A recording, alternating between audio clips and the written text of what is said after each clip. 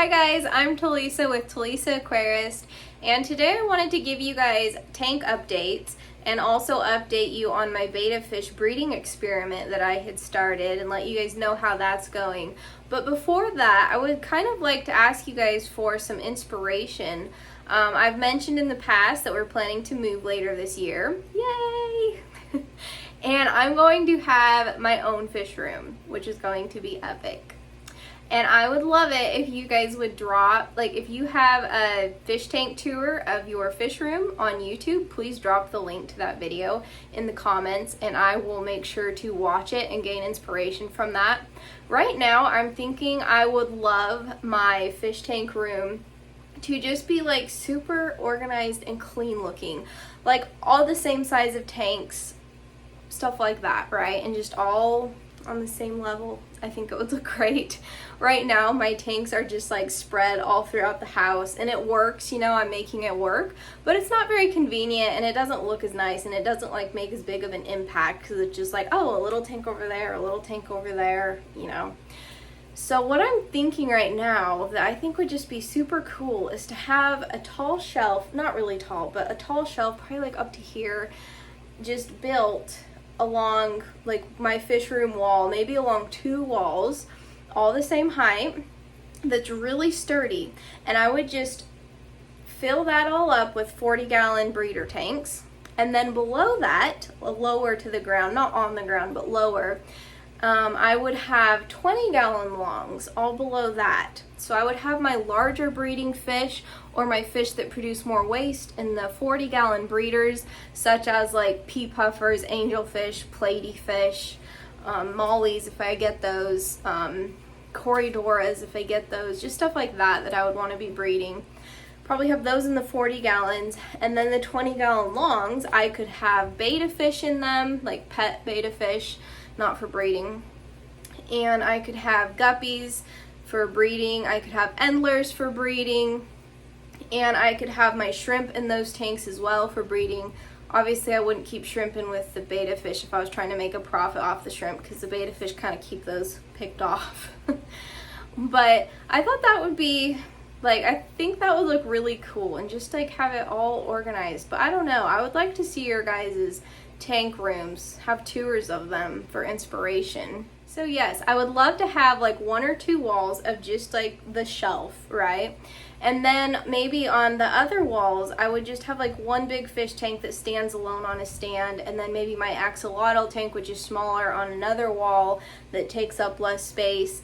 And then you guys have known that I'm wanting to get a 75-gallon goldfish tank. I don't plan to breed goldfish, I just want them for pets. I think they're cute. I love the fancy goldfish. So 75-gallon tank, keep a few goldfish in there, it'll be planted. And then I also want, I know this sounds crazy, but I want to get a 75-gallon tank that is heavily planted for 2 betta fish.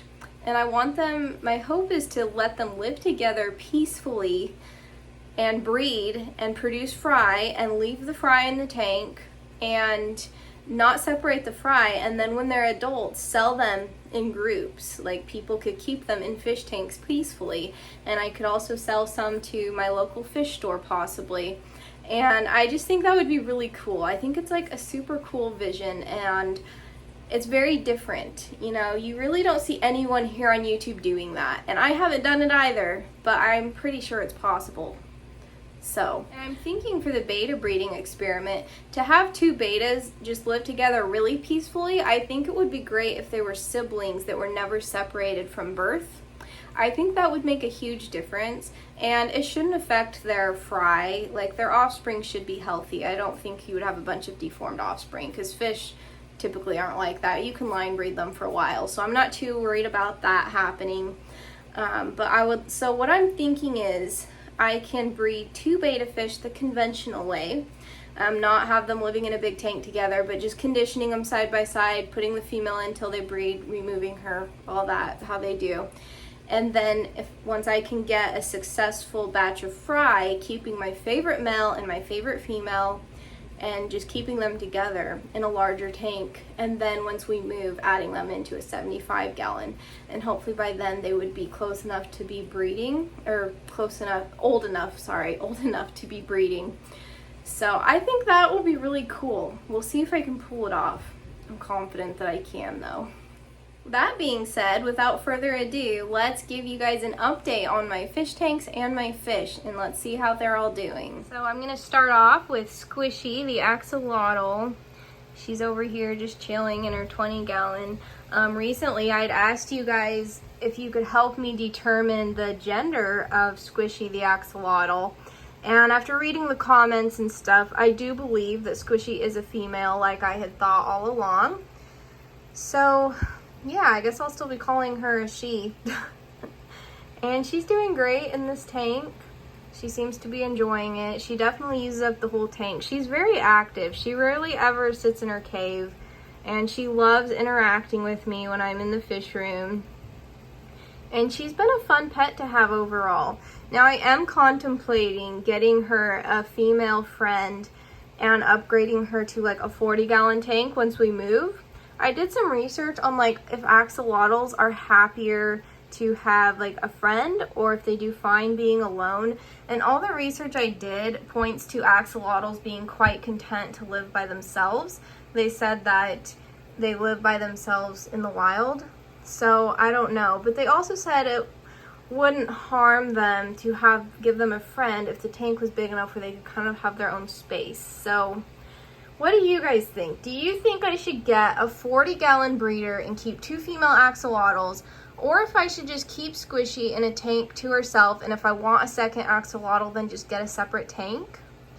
I'm not sure. I'm kind of mulling over that. Obviously I won't be making a decision on that anytime soon because we're not moving yet, so that's not a pressing issue, but it's just something I've been thinking about. I think Squishy is so stinking cute and I would love to have another axolotl, but at the same time it's not necessary, and I do want to prioritize my tanks for breeding over just having pets, because right now tank set up for breeding fish and selling them for profit is going to serve me much better than having a fish tank set up just for a pet.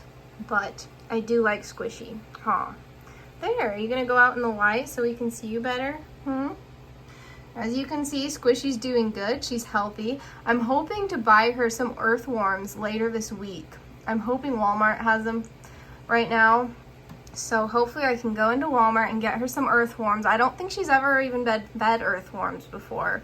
Her breeder that I got her from was feeding her black worms, and I've been feeding her blood worms, so I think she'll probably appreciate the change in diet. And right next to my axolotl tank is the new 40 gallon breeder fish tank that I just set up. My beta fish king koi is living in here, along with, I put about 20 shrimp in here today, and he of course murdered some of them. There's an unsuspecting shrimp right here. Hopefully he does not eat it. I watched him eat some of them. Like, he has been, you see how he's like stalking it? He's being very purposeful and he sneaks up on them, and most of the time the shrimp's faster than him, but still he's like hunting them. Like, he is being very stealthy. Like, he literally reminds me of a shark, guys. Oh, it moved. You missed out. And now he's going to go in search of it. Like, he's typically way more active. Oh, and he missed it again. Until I put the shrimp in today, and now he's like swimming around slowly looking for shrimp, and when he sees them, he like stalks up on them. He's a little bit crazy. He's just slightly obsessive. You guys probably remember me saying that I set this tank up for my beta experiment, and I'm sure you guys are wondering how it's going. King Koi is just too aggressive. Like, I have conditioned him in Fable. I've tried to get them to breed. He builds beautiful bubble nests, and then if she goes near it, he chases her and attacks her. And he's beat her up, and he just, even after conditioning them for, what was it, like 2 weeks or something, she was in the same tank as him for over a week, and they never bred. Like, she would just hide from him because he would chase her away. He's very obsessive, and I've had beta fish for years, and so I do know that he is abnormally aggressive. which actually makes him a great pet because he's very bold and unafraid. He always comes and says hi to me, except for right now, he's hunting shrimp. But I do like him for a pet, and as you can see, he is my most spoiled betta fish. He has a 40-gallon breeder all to himself. That wasn't why I set the tank up, but once I realized that the breeding project was just not going to go anywhere with me trying to use him as the male, I just took Fable out and I put her over here in this little 3-gallon tank because she was kind of beat up and I just felt bad for her. I wanted her to just have a small space where she could rest and relax and not do a lot of swimming. She's still friendly and acts great. She just looks a little older and more beat up. Hopefully she swims down. I know this tank looks like a mess. I added the dwarf hair grass to it, and turns out the stuff does better with CO2, which I was warned of that when I bought it and I wanted to take the chance. So a lot of it has died off, creating a lot of algae in the tank. But some of it's coming back, so we'll see. But yeah, this tank is kind of a mess. But the water parameters are fine. And the extra tannins in the water is great for her healing. And I did buy another male to breed Fable to. I bought him from Moonlight Beta, same place I got King Koi. And he is a beautiful blue koi half moon betta fish. Hopefully I can get a successful batch of fry from them. The male betta fish should be coming in the mail later this week, so I'm super excited for that. Be on the lookout for the unboxing video so you guys can all see him. But yeah, King Koi is just too aggressive to be using for breeding, but he makes a great pet. But I mean, I really should have expected that, giving him a name like King Koi. I mean, of course he's aggressive. And for those of you wondering what all this white stuff is on this driftwood, it is fungus. It is completely normal when you set up a new tank with new driftwood for the driftwood to grow fungus as it's like being submerged in the water and stuff. It's completely normal. Hopefully the shrimp help with that. It'll go away on its own. I don't need to do anything to help that. Overall, and this tank isn't even a week old, but the water is already getting tannins in it. There's no algae yet, obviously. It's still looking great. I cannot wait for the plants to grow in the back. Hopefully they don't melt off or anything. Now for this little 5.5-gallon tank right here. Skipper lives in this tank and he's pretty happy in here. I also have orange Neoccardina shrimp in here. There's one. Oh, it's a little baby. You can't see the orange on it very well. But I have beautiful adults in here as well. They're orange and white. They're Neoccardina shrimp, and they're great. I did have more in here, and I think Skipper's been picking them off.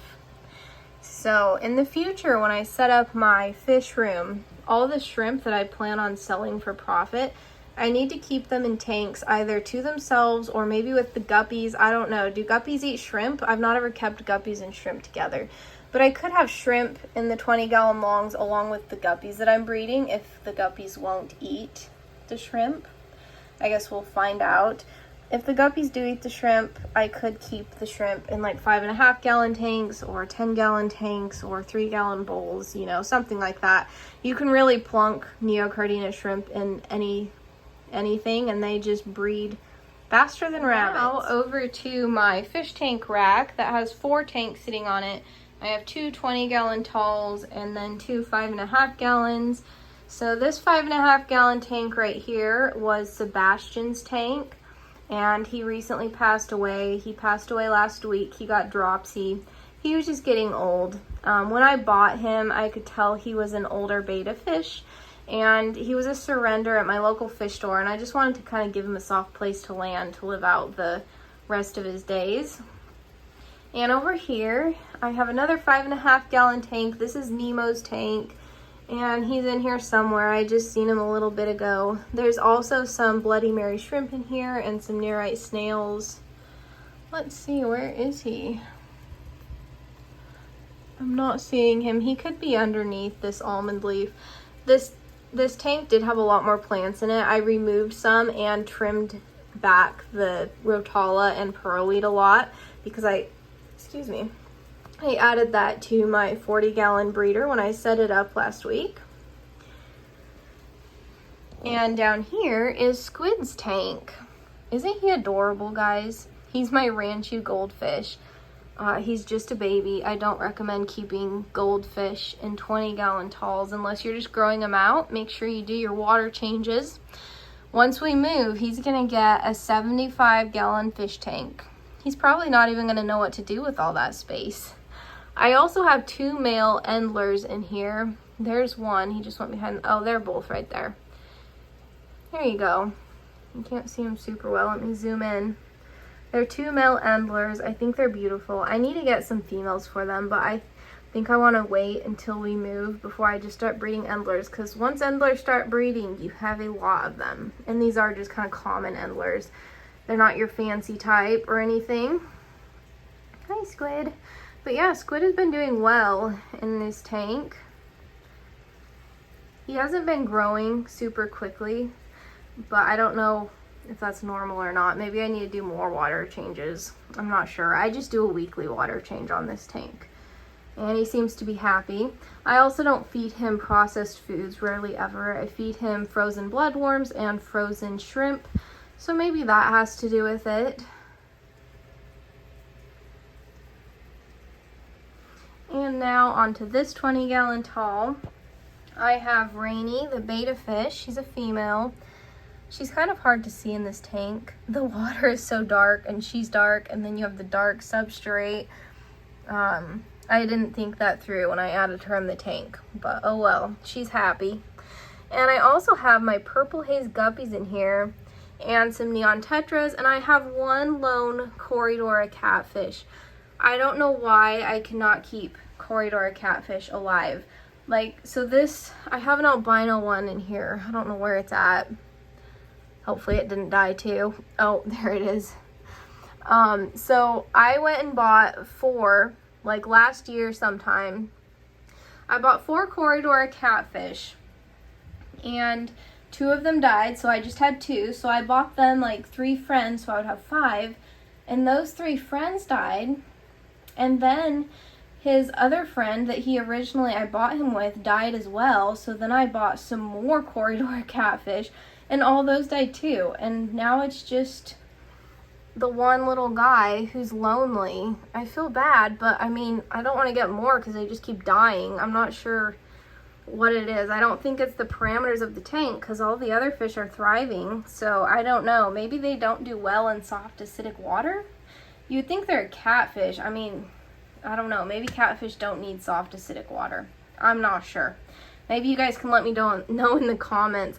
I also can't hardly keep autosynclus catfish alive either. So there's something going on with like catfish. I just don't do well with them for some reason. And I have purple haze guppy fry in here. You can't see them very well yet because they're very small still. But I have purple haze guppy fry, and I had 2 mystery snails, but they haven't been moving a whole lot. So I don't know if they're old or if they're dead. But hopefully they're not dead. I don't know. I haven't seen them moving for a while though. This tank doesn't look the greatest because all this rotala that was growing up back here, I cut it off so that it will come in like thicker. And so right now it just looks super ugly. And there's a lot of mulm at the bottom. And I think I just need to add like shrimp in here. And I don't know why there's not more pest snails in here. There should be more pest snails in here, but there's not. They help break all that down as well. So I should probably add some shrimp to this tank and some pest snails possibly. But these 2 20-gallon talls might be tanks that I sell when we move, because I'd really like to convert to 20-gallon longs for breeding, because the fish just have more, they don't necessarily have more space to swim, but there's more length, so they can swim the length of the tank and can swim further without crashing into the glass, if that makes sense. So I might be selling these 2 tanks. I might be selling this tank unless I keep it for breeding shrimp in. Now moving on to these 2 tanks. They're both in my living room along with a couple other tanks. This is a 10-gallon tank right here, and Finley lives in here. He's doing great. I tried to breed him to Fable and she tore him up, even though I had conditioned them. You can't see him very well. He's not under the light. But his fins never got infected and they're healing back better. So he's doing good as well. He looks a little old and raggedy, but he's not actually old. His fins are just hilling in. I also have a mystery snail in here. I'm not sure where he's at. And I have nerite snails. And I have some Bloody Mary Neoccardina shrimp in here as well. And over here is my 6.5 gallon cube tank, and it currently doesn't have a betta fish in it. It does have a lot of shrimp. I had put a pregnant blue dream shrimp in here, and she was bred to a red, or like a Bloody Mary shrimp, and they had, like together, they had some blue shrimp and black shrimp and brown shrimp. So most of them converted back to their wild color, which I think looks awesome. Like if they had, oh, there's a shrimp just riding a plant. If they had like light substrate in here, they would pop so much more. But I love how they just pop against the green plants.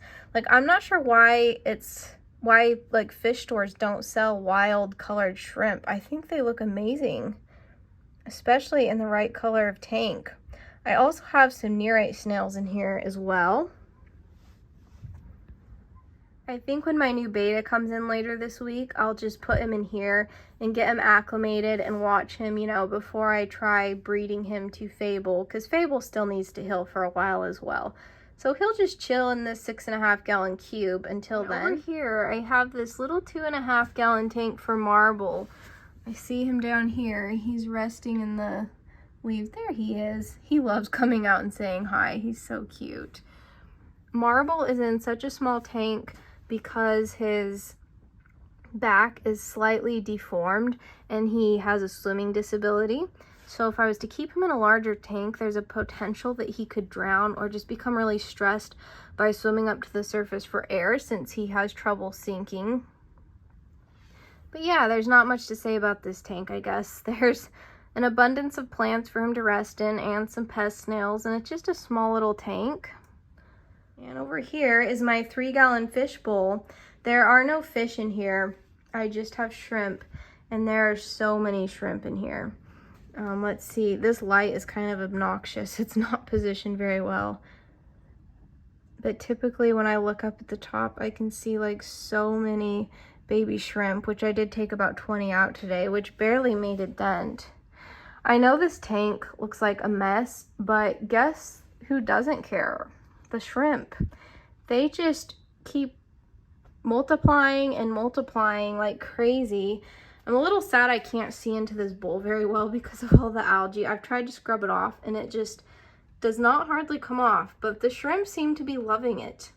And I also have some little pest snails in here. They help. Let's see if I can see it better from this angle.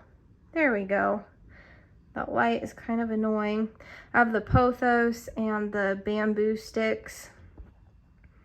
The guppy grass is really growing in here in the back. I actually need to trim the guppy grass. But yeah, that's one of 2 of my shrimp bowls. I'll show you guys my next shrimp bowl next. Or my other shrimp bowl next, sorry. And this is the last tanks or fish bowl to show you guys. I also have Bloody Mary shrimp in here, Neoccardina. And they love it. It's kind of a mess. I have some hair algae growing in right there. But there are so many shrimp in this tank. And I've removed shrimp from here as well. And they just keep reproducing. This pothos is doing great. I love how this pothos is like bent. So I don't need anything to clip it on. It just clips on its own because of the shape of it. And it's been in here a while, as you can see. The roots have actually grown clear down into the substrate and have like rooted in here. And once again, these shrimp just do not mind that this bowl is a mess. They're just thriving. I will say, from my experience, Neoccardina shrimp are very hardy. I mean, they're easy for fish to eat and pick off, so you do have to be careful with that. But when they're in a tank where it's just shrimp and like snails, they are so hardy. They do great. I don't ever do water changes on these bowls. There's so much algae in here. And I mean, if they started dying, I would obviously do a water change and help them out. But they don't act like they need it. They're just thriving. Alright, so that is the end of my tank update. I hope this video was fun for you guys to watch. And if you are really excited to see all the new content that will be coming out later this year when I set up a fish room and start breeding fish, please consider subscribing. I post fish related content multiple times a week. And thank you guys so much for watching.